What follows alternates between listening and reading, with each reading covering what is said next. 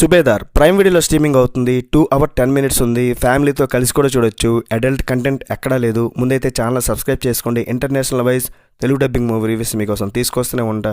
అది కూడా మీకు నచ్చితే కొంచెం సపోర్ట్ అయితే ఇవ్వండి. మరి మూవీ ఎలా ఉందంటే, మనం ఎప్పటి నుండో 80s 90s ఎప్పటి నుండో చిన్నప్పటి నుండి చూస్తున్న same regular routine action revenge drama.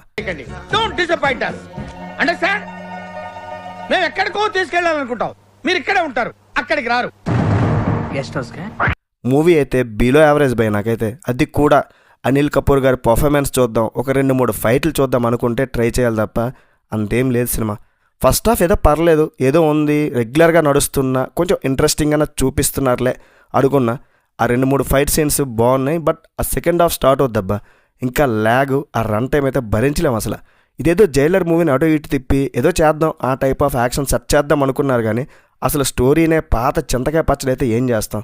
Anil Kapoor గారు బెస్ట్ యాక్టింగ్ అని కూడా చెప్పలేం. అతను సీరియస్గానే ఉంటారు, అది కూడా డైలాగ్స్ ఏమీ లేవు. బట్ ఆ ఏజ్లో మంచి పర్ఫార్మెన్స్ ఇచ్చారు, మంచి ఫైట్స్ చేశారు, మంచి యాక్టింగ్ చేశారు, ఎమోషన్ కూడా పండించారు.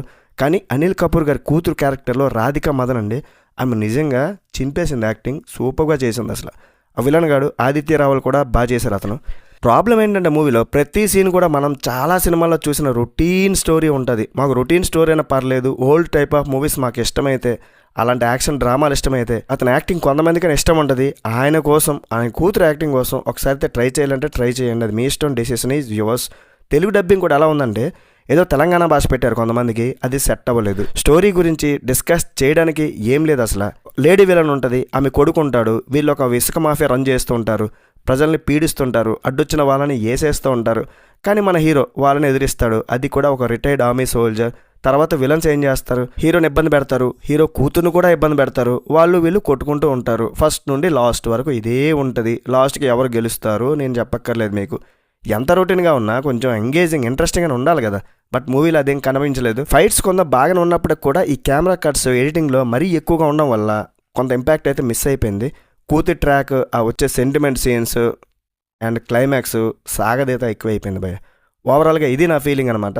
రేటింగ్ ఇవ్వాలంటే మాత్రం ఈ మూవీకి 2.25 out of 5. రివ్యూ నచ్చితే ఒక లైక్ వేసుకోండి. నెక్స్ట్ వీడియో మళ్ళీ కలుద్దాం. బై బాయ్, జై హింద్.